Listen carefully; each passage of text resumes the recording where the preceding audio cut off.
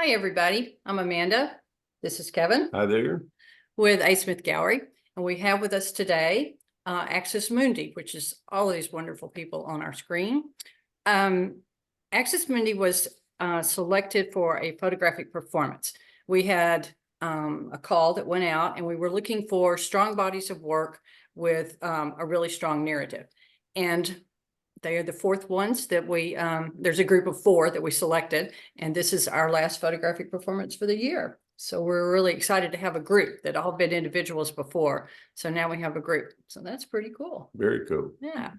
So Renee is going to read us the statement by the group. Yes, so Access Mundi, the Sacred Center, is a photographic exhibition showcasing the visions of 8 artists who interpret the intersection of heaven and earth through their unique lenses. Rather than mirror the physical environment, these artists embellish, romanticize, and amplify it, transforming reality into personal expressions. Their images serve as portals, concealed passages to otherworldly dimensions, narrating tales of awe and wonder. Viewers are invited to transcend the material world and explore the extraordinary realms that lie beyond. Oh, Wonderful, Renee. That's beautiful. yeah. So Donna came up with the Access Mundi theme, and maybe she can explain what it is. Access Mundi is a Latin term, and it really means that for each of us, there comes a time when we see something in front of the lens of the camera that is really unseen. We're seeing something that lifts a veil and gives us a feeling that we're part of a whole, that there is a oneness, there is a tapestry in which our lives are embedded and connected to others. And for each of us, the sacred center may be different. It may be in the desert, it may be on the forest floor, it may be a portal into the sky. But there is a moment, an aha, when we are aware that we are participating in something larger than ourselves. And we try to make that visible in our art. That's great. Fantastic. Yeah. Okay.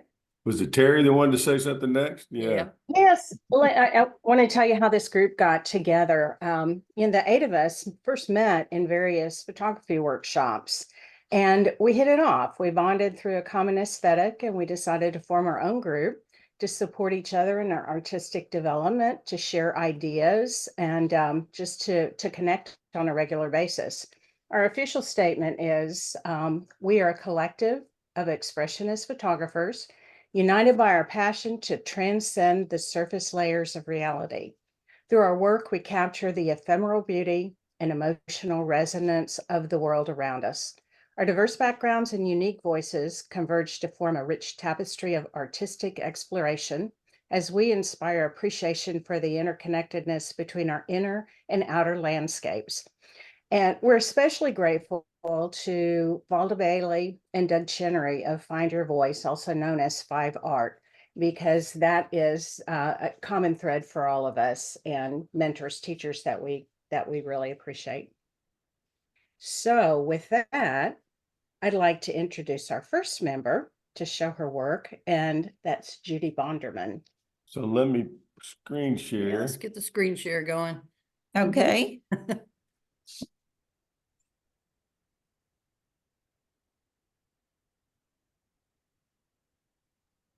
Right. It's beautiful. Okay, there it is. Yeah. Hi, I'm Judy Bonderman, living in Washington, D.C. My series for today's project is called Fantasy Wood. The images began their journey in a nature conservancy near my home. Actually, frequent walks in the woods, which I started during the pandemic, have played a major role in my development as an abstract photo artist. After retiring as a public interest lawyer, I traveled widely, enjoying the spontaneous and often intimate nature of street photography. In 2012, I won first place in the Washington Post photo contest for my image Dove over Havana. Then came 2020. I had just returned from my 5th trip to Cuba when the world shut down. Fortunately, I soon met many of the artists here with me today and many others exploring abstract expressionism. I embraced nature and became more introspective about the mystical ingredients that define a personal experience or relationship. Continuing to make photos, I found that a less representational lens could very effectively, maybe more effectively, be used to communicate a sense of place or even an emotional state. Today's group project, the Sacred Center, fits right into my love of abstract fantasy. As I mentioned earlier, these images, oops, that's Christoph. That was somebody else's, I'm sorry. No I problem. forgot to tell him that rule. Okay. Okay, so these images took root in my imagination during walks in the woods. Long ago, a large oak tree had come down in a storm. Tree surgeons cut the oak trunk into thick slices and lined them up on the side of the footpath in the Nature Conservancy. They looked like mini tree stumps, full of rot and moss and other debris. I was curious about whether all this natural decay could be hiding any magical stories. As the Celtic symbol of the axis mundi, trees are thought to unite 3 planes. The branches are the sky, the trunk is the earth, and the roots are the doorway to the other world, the land of the fairies. My images seek to explore these mysteries. Each picture is a stepping stone that takes the viewer from the material world to exploration in the beyond. Now I'd like to turn to Christoph. Well, these are beautiful. Look wonderful. Yeah. Yeah. So, hi, my name is Christoph Potworowski, and I live near Vancouver in British Columbia. We can go forward to Christoph's pictures. Oh, There you Yeah. go. yeah, we're there. Okay. We're there, Yeah. yeah. My interest in photography started in the late 1960s when my older brother gifted me with an Agfa folding box camera just before a trip to Europe. It was literally love at first sight. Throughout my university student years, a camera of some kind was always close to me and served to delay my work. And it was really the love that perhaps I should have followed. Later, as I worked in academia, this closeness remained, but I was always torn between the intuitive nature of photography and the mostly convoluted arguments and theories of the ivory towers. I think I'm now closer to a reconciliation of these divergent tendencies.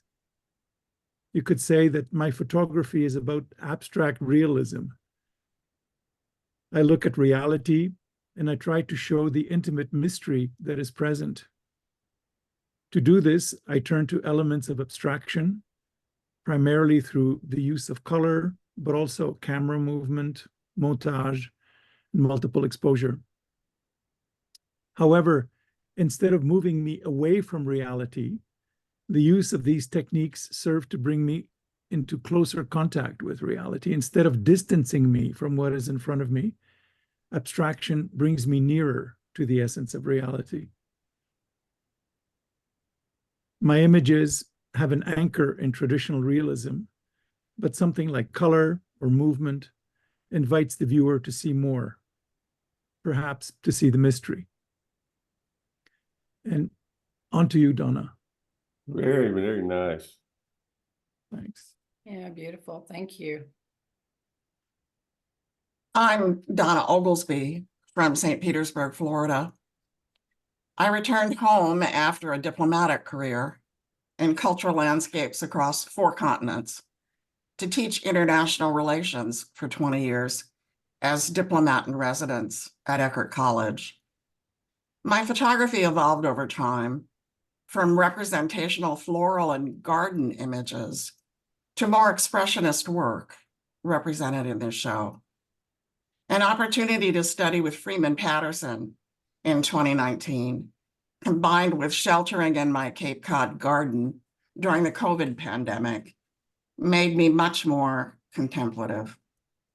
Now I unveil beauty through abstraction as a form of spiritual practice. The panes and streaks and washes of light offer fragmentary reflection of the glory of creation, reframing the representation of reality through movement, collage, and color shifts. I invite the viewer to embrace the hidden wholeness we experience when we cultivate silence. My series in this exhibition, Sacred Matter, results from a trip to the west coast of Ireland in late 2022, led by Doug Chinnery, Valda Bailey, and Susan Bernstein. Influenced by Celtic spirituality, I encounter the landscape as a liminal space of primal elements in conversation with each other. In my work, I express the interlacing patterns of air and fire, stone and water in endless transition. The eternal movement of the elements in a world that is becoming cannot be represented by straight lines or straight photography. So I deconstruct and reweave color and form to rediscover life's natural rhythm of time and eternity intertwined.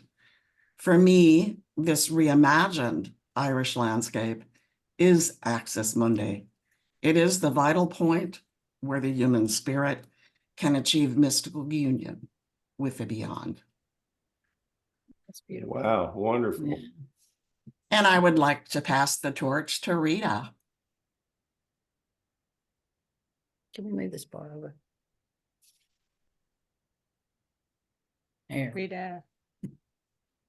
Where is Rita? She's there but Can you muted. hear me? Yeah, Can you there hear me? There you are. Okay, sorry. I'm Rita Swinford. I think I'm the only one at work. And as that is the case, I'm in a closet essentially with a computer, and I hopefully don't get interrupted. And I'm from Houston, like Terry. You know, I find a visionary excitement to the unpredictable actions of leaky lenses, plastic cameras, ICM, and multiple exposures. It is addictive in its unpredictability, actually. And yet, to paraphrase Pollock, technique is just a means of arriving at a statement. That said, I can be representational some of the time and a little all of the time. You know, I'm just really curious, a person, I guess, and I want to see the world and myself differently. My mother would confirm that. Compelled to still myself among the cosmos. There is a reality out there with the moon and the sun and the stars, an objective reality, but that's never really what I see. Rather, it's through some human filter, some process, some analysis, some thinking, or some presentation. And I always underestimate the impact of human intervention on perception. I try to find rich visual metaphors that I can call reality so I can communicate my viewpoint, which is there is beauty everywhere. So nowadays, I'm comfortable with the idea that what is real is up for grabs. And thank you so much for having us today. Oh, thank you. The work is beautiful. Yeah. You guys are killing it. Not only are you good artistically, but you're all well spoken. Okay. He gets more. Okay, this is me. Yep. Hello, I'm Margaret Rainey. I'm in Glasgow in Scotland. I'm a longtime photography enthusiast and a fellow of the Royal Photographic Society in the UK. I've spent many years, if not decades, pursuing traditional photography, landscapes, cityscapes, whatever I was near. I've had a go at most genres over the years. But I found I got to a stage eventually where I was getting bored with straight photography and I was no longer really enjoying my hobby. So I began to look around for what else I could do with a camera that meant I wasn't boring myself and something that would reignite the spark to my enthusiasm. And I found this when I came across the work of Val Bailey and Doug Chinnery, pioneers of photographic expressionism. And so I've become something of an adherent of this style in the last few years, looking beyond the obvious image to try and find something more imaginative and creative. For this particular project, the background to the images is that I lived for many decades away from my home city. And when I finally returned here in 2018, of course, I found it had changed massively. And I needed to reconnect with it and my roots and get to know it all again. So for me, the obvious way to do this was by means of photography and a series of different projects to reacquaint myself with what was no longer familiar to me. This particular series photographs on the River Clyde, which runs through the heart of Glasgow. As a photographer, I'm now personally drawn to the abstract. And one of the things that entices me about rivers and cities is that they create a world of fleeting abstract reflections, which are here one moment and change the next, and always in motion, just like the city around them. So in the river, there's this little world that looks beyond the everyday reality and creates little moments of fleeting beauty, which are not always obvious to the casual viewer just passing by. With these images, I'm therefore inviting that passerby to pause and to appreciate these moments and to, if you like, transcend the mundane and see something special or even extraordinary in the waters beneath their feet. In doing so, I hope that they can connect with or reconnect with, as I have, the natural world, the river, and my city itself. So that's the view from Scotland, and I'd like to pass you on to my friend Terry in Houston. Thank you Oh, very that's much. wonderful. Thank you. Terrific. I'm Terry Golis in Houston, Texas. I came late to photography and worked in documentary and street photography for several years without any specific focus. And then the pandemic happened. And the pandemic gave me the gift of time, and Zoom gave me access to teachers I would not have known otherwise, including Valda Bailey, Doug Chinnery, Susan Bernstein, and Eddie Soloway. These teachers helped me deepen my practice and find my voice. I'm inspired by Minor White, who said, "Don't photograph things for what they are, but for what else they are." And so I've dedicated my photography practice to photographing the what else. I use photography to express a subjective, often abstract view of familiar things, and to experience the world with wide-eyed wonder. So my series is called Sky Portals. It's a meditation on the eternal as experienced through James Turrell's Sky Space on the Rice University campus near my home. This is a place of inspiration and introspection for me. It's a thin place where the distance between heaven and earth has collapsed, allowing us a glimpse of the divine. Each of my images is a dialogue between the tangible and the ethereal. It's a poetic exploration of the sacred center. With changing hues that echo the setting sun, sky portals serve as a gateway to realms that are beyond the horizon that we're able to observe. And now I'd like to introduce you to Julie Devine. One more. There's your last one. there. Yeah, these are beautiful. Good. That's the last one. Thank you so much. Thank you. Thank you for having us. Absolutely. Thank you, Terry. I'm Julie Devine from Southport, Connecticut. I've been a photographer since I was 10 and got my first Brownie camera. I became an avid photographer, mostly of landscape, family, and travels. The darkroom became my happy place. But something happened to me along the way. About 15 years ago, I got tired of taking standard photographs and started exploring other forms of photography, from Polaroid transfers to iPhone composites to infrared. Anything to make my photos something other than reality. And then I found abstract photography, which led me to ICM, intentional camera movement, and then to multiple exposures and abstract expressionism. This is the sort of work I've always wanted to do, to express myself creatively and emotionally through abstract images. For this series, Winter Images, I chose photos that convey my experience of winter. Every year I dread the dark, bleak days of winter, but I have learned to appreciate this season for its own beauty and color. When the sky is as white as the landscape below, it is truly the union of heaven and earth. There is a peace you feel when you're out alone in this cold, white world. It is a quiet world. Winter has its own color palette, which will surprise you if you take time to look at it. When I'm alone in the winter landscape, I feel a time of stillness to reflect upon the stark trees and bleak landscape. These are my impressions of how lovely this season of solitude and silence can be. And now I give you Renee Lynn. Thank you. Yeah, that was great. Thank you. Thank you. Yes, I'm Renee Lynn from Santa Fe, New Mexico. I've lived here about 30 years. And Santa Fe does live up to its reputation as an artistic haven, and I've enjoyed participating in the creative community here.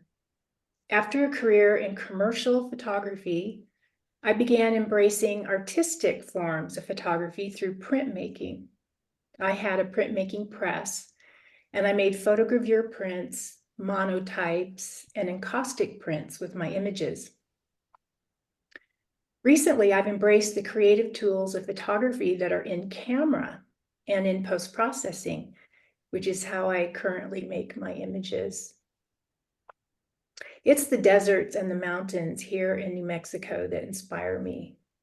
The landscape is a limitless space with infinite possibilities, especially with the innovative techniques of intentional camera movement and multiple exposure.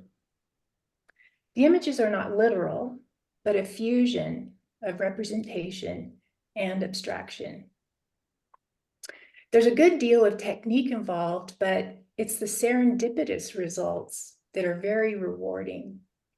The images are revealed to you while you are in a workflow of largely practice and experimentation with the photographic tools. As Axis Mundi suggests, viewers can engage with the photographs as portals to a realm where beauty, land, and spirit intertwine. Each image reminds us that the essence of the landscape is more than what meets the eye. It's a testament to the sacred connections we share with the natural world. So you have heard from 8 individual voices from 3 countries, and I hope it's been insightful, and we'd love to open it up to any questions you might have. I may be wrong here, but I Sound a don't little think I fun. heard anybody that actually has an art background, except maybe Renee, right? Is that correct? That's it. I mean, I'm blown away. Yeah, You absolutely. know, the work is really impressive. Yeah, that we all came to the artistic part of photography later in life. Mm-hmm. Right, right. Yeah. Yeah. So how often do you guys get together? So we meet by Zoom about once a month for like 90 minutes. And we'll often bring what we're working on to share and get feedback, and just whatever's happening with each individual, we'll just kind of bring it up, and we have some fascinating discussions, kind of reflections, and makes us think deeper about our work. What does anybody else think? So do y'all do you do critiques of each other's works each time you get together? We often do. We often show images and get feedback from each other. You know, we know each other well enough now. We're very candid, very helpful.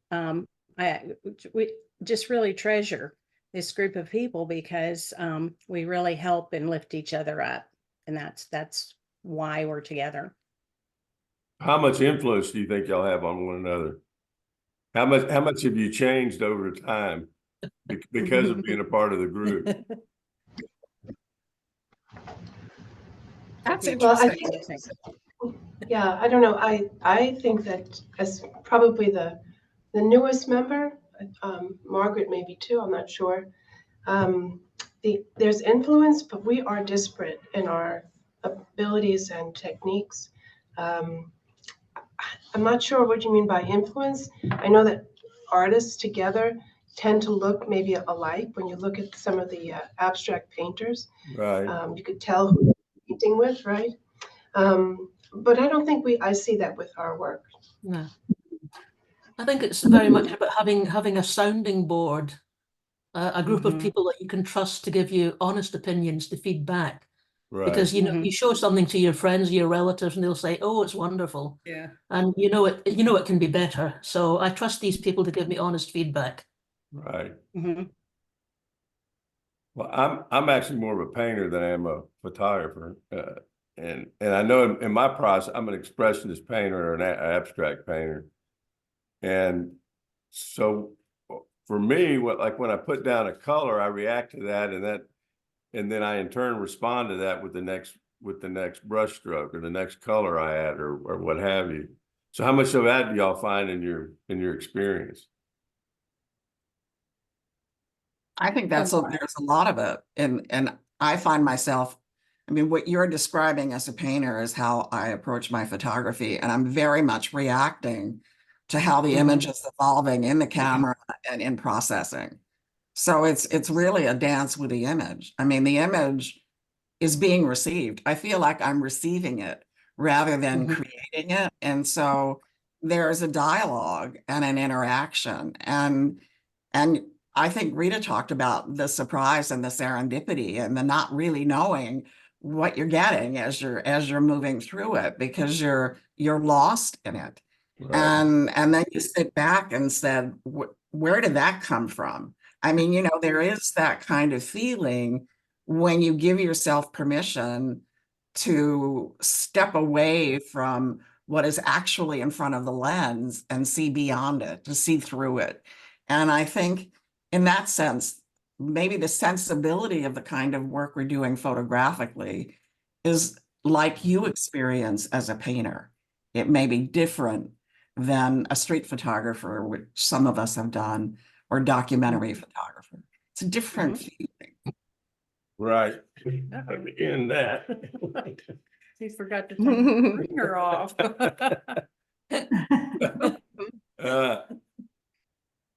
Also, you know, something that intrigues me because I've never created this type of photography.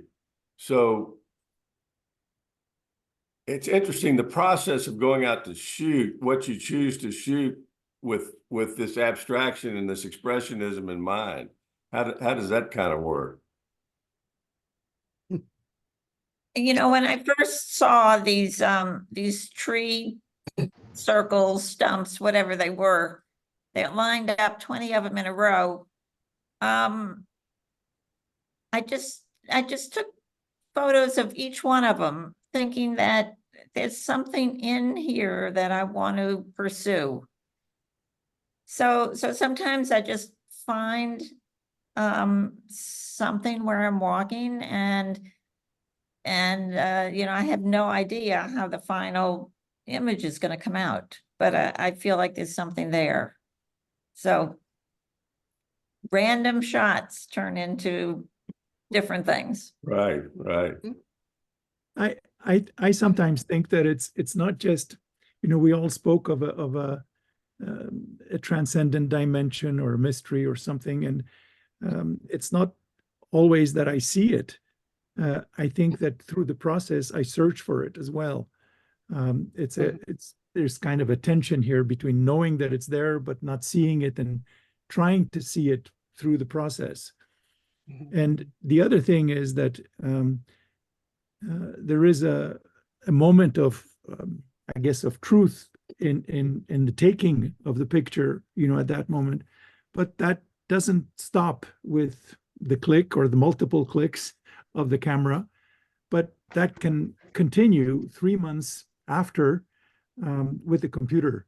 Right, and, right. and the processing, and you revisit some of the older images, and sometimes the image has no relationship anymore to the place where you originally took it, although often it does. But there is these two things, but the feeling that's accompanying the image is the same, and so you value it that way. Right, right.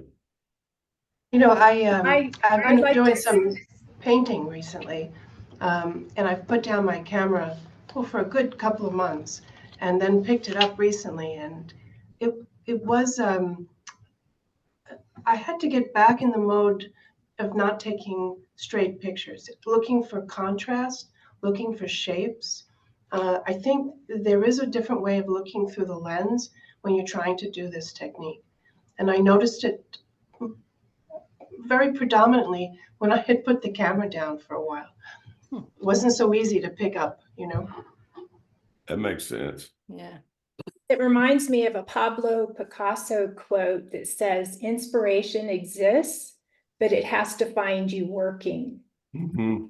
So, I will just pick a location and say, "Oh, I think the crabapple trees are blooming. I think I'm going to go spend the afternoon there," and just start working, see what happens. Right, right. Mhm. How much I does, hear people. I'm sorry, go ahead. I hear people call this approach painting with a camera, Mhm. and that very much is the idea of using your camera as a paintbrush, and so you open yourself to it, and you give up control to a large degree, and you just play. Right, Mhm. right. Wonderful. Mhm. Well, And- how much does like, I'm sorry, go ahead. Go ahead, Oh, Julie. I'm sorry, I lost my train of thought. Go ahead. No, no. I'm guilty. I feel bad. If you think of it, speak up. Okay. But what I was going to ask is how much does compositing and layering and that sort of thing come into play in the work? Very much. Huge amount. Yeah. Right. And more sometimes than others. Yeah, I mean, some of it can be done. It can be done in the camera. It can be done in the computer. It can be done in a combination of both. So it's a sliding scale, but things are processed in one computer or the other. I think people seeing this would be interested to know is most of you use Photoshop? Is that where you do the? Yeah, Lightroom and Photoshop. And you start easy. You don't start complicated. You just start with some ICM, or you do a double exposure, or you add one layer to another in Photoshop. You just start really simple, and away you go. And one of the things I think I've found is you have to give up your babies, because you'll have an image and you'll work it and you cannot get back to where you were before sometimes. I've experienced that with painting many times. But I think what I was going to say is one of the things you have to be prepared with this kind of photography is 95% of what you shoot is going straight into the trash. Mhm. And you look for images that just have something. There's something there that speaks to you. And then you start to work with that, and you keep working it, and you rework it. So it's very it's a very arduous type of photography. I think it's really different from straight photography where you either have the shot or you don't. This isn't like that at all. But this is really complete freedom to express yourself, to find beauty, to find form. And one of the things that's so nice about this group is that we all understand this kind of photography and we love it. Because this is not for everybody. You know, a lot of people want a straight photograph. This is not it. But I think this is so much more than that. Right, absolutely. And it shows. Mhm. So have y'all had a physical show together? Where the No. work has all been hung together? No. That needs to happen. It does. We'd have to pick the country, right? It's true. Yeah. Yeah, I wish We would still love to do that. Yeah. Yeah, I wish we still had a brick and mortar gallery. You are missing it, the brick and mortar? Oh, absolutely. Yeah. Yeah. Well, maybe when you get back into the business, we could be your first show. Okay. That's a deal. That's a deal. We Well, can we're do looking that. we're looking to open another smaller version of our gallery, but we're not sure where we're going to go yet. Well, do you have any questions for us? Well, yes, we would like, I'd be interested in your opinion on this. We found that this type of photography is still a kind of a niche in the general market of photography, and I think it's getting better.